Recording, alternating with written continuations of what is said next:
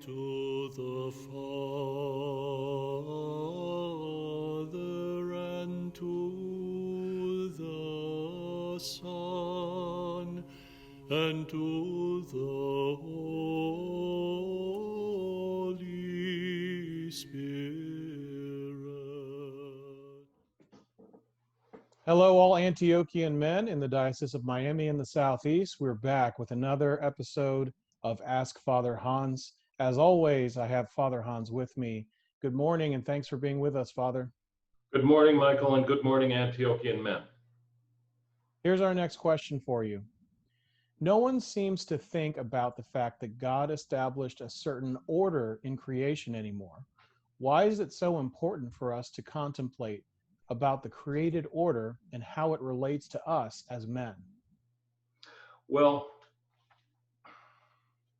when God spoke, when the Spirit hovered over the waters and God spoke, what he did was he established order over the chaos.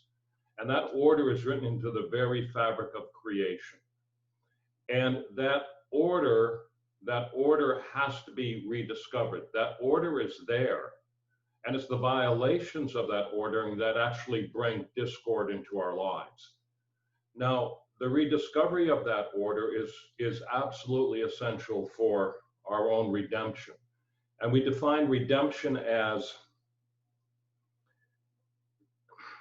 I talk about this a lot, and I'm still trying to find the language for it, because people think that redemption is something ethereal. They think it's the acquisition of certain concepts about God. And they know they need God, and they learn these things, and it's important to learn these things. But redemption is actually a concrete experience. Redemption happens in everyday life. How we deal with the situations that confront us, how we deal with the people we're responsible for. These are concrete happenings, and it's in those concrete happenings, the actual events of everyday life, that redemption takes place. That redemption is the restoration of the created order. And when that created order is restored, then we experience the redemption. So redemption isn't something, God doesn't save us from something amorphous. God saves us from death.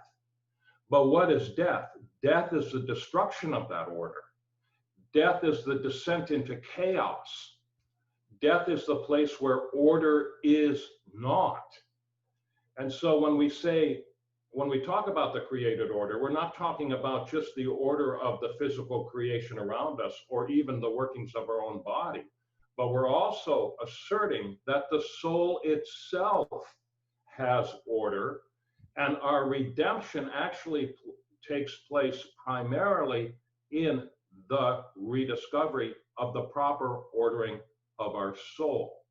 And this is why, and again, this is something that the Orthodox understand very well, don't always practice as they should, but do understand it, which is that one comes into the proper ordering by practicing the ascetical life, by applying the self-disciplines that are necessary in order to come into communion with our Savior, and in that communion with our Savior, discover that proper ordering, and so experience our redemption. Open to me the doors of repentance, O life giver, for my soul